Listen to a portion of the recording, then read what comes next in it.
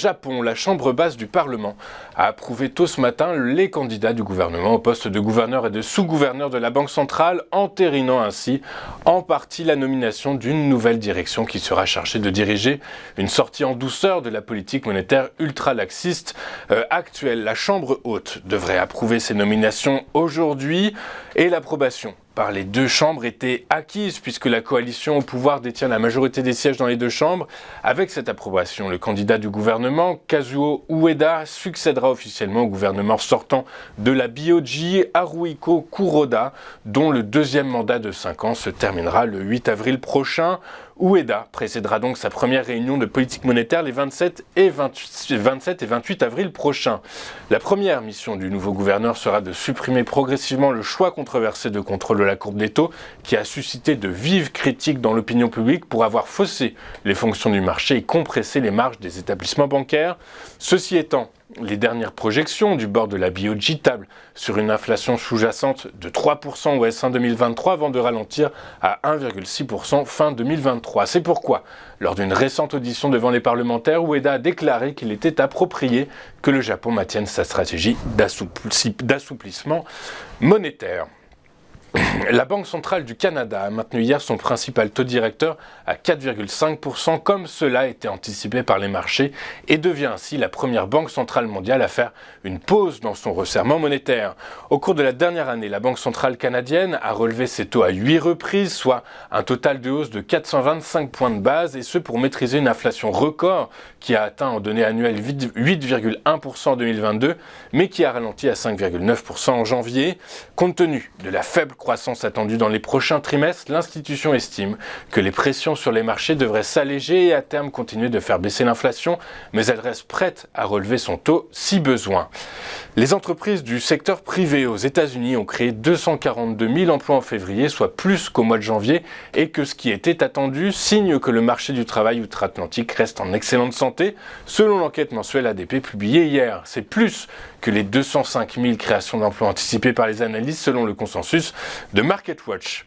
Selon les experts, ce niveau robuste d'embauche est bon pour l'économie et les travailleurs, mais la croissance des salaires est encore assez élevée, ce qui empêche l'inflation de ralentir. En effet, la hausse des salaires a été de 7,2% sur un an pour les personnes qui sont restées dans le même emploi. C'est la plus faible hausse des 12 derniers mois, alors que pour ceux qui ont changé d'emploi, les salaires ont grimpé de 14,3% sur un an à contre 14,9% en janvier. Avant de poursuivre notre émission, regardons ce qui s'est passé sur les principales places boursières de la planète hier. Les bourses européennes ont clôturé la journée en ordre dispersé après la nouvelle audition de Jérôme Powell, cette fois-ci devant la chambre basse du Parlement, qui a nuancé ses propos tenus la veille devant la chambre haute du Parlement, puisqu'il a précisé qu'aucune décision n'a été prise concernant l'ampleur du resserrement monétaire qui dépendra des prochaines publications macroéconomiques. À Paris, le CAC 40 a fini en repli de 0,2% à 7 324 points. Le FTSE a grappillé 0,13% à 7 929 points, soutenu par les ressources de base. Quant au DAX, il a gagné 0,46% à 15 631 points, grâce notamment au compartiment automobile. Les indices actions américains ont fini également en ordre dispersé, les investisseurs tentant de s'approprier les propos tenus par Jérôme Powell. Dans la journée, le Dow Jones a cédé 0,18% à 32 798 points, le S&P 500 a gagné 0,14% à 3 992 points, le Nasdaq Composite a lui pris de son côté 0,4% à 11 576 points. En Asie, ce matin, la bourse de Tokyo a fini en hausse pour sa 5e séance consécutive, soutenue par la modération du discours de Jérôme Powell. Le Nikkei a gagné 0,63% à 28 623 points et le Topix a pris 0,97% à 2071 points. En France, le secteur de la santé a lâché 0,84%, suivi des biens de consommation qui ont cédé 0,46%. La tech et les télécoms ont profité de la détente des taux longs pour prendre respectivement 0,72 et 0,48%. Euraseo a signé la plus forte hausse du SBF 120 après avoir annoncé une amélioration de la rémunération des actionnaires lors de l'annonce de ses résultats 2022. Le titre de la société d'investissement a donc clôturé en hausse de 5,37% à 69,60 €. EuroAPI s'est littéralement effondré lors de la séance d'hier. Le titre a plongé de 21,75% à 12,52 €. Le titre du spécialiste des principes actifs pharmaceutiques a été sanctionné après avoir annoncé un creusement de ses pertes en 2022 et décalé d'un an son objectif de marge de core EBITDA supérieur à 20%.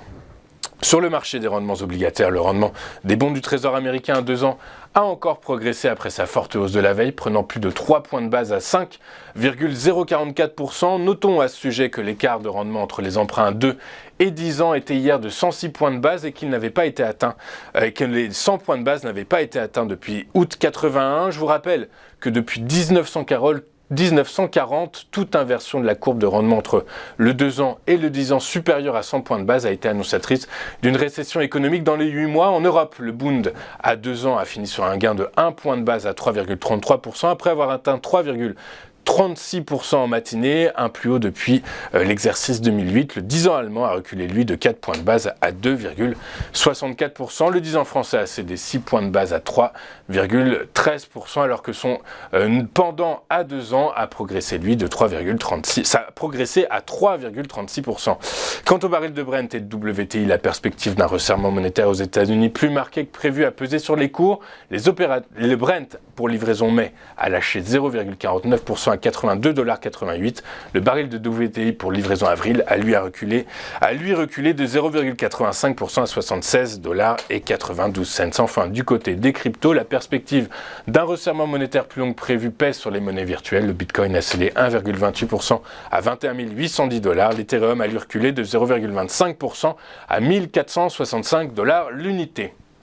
Nous allons marquer une toute première pause dans cette édition du 9 mars 2023 et juste après nous retrouverons Xavier Fenot qui va décrypter pour nous les premiers échanges à la Bourse de Paris. À tout de suite sur TV Finance.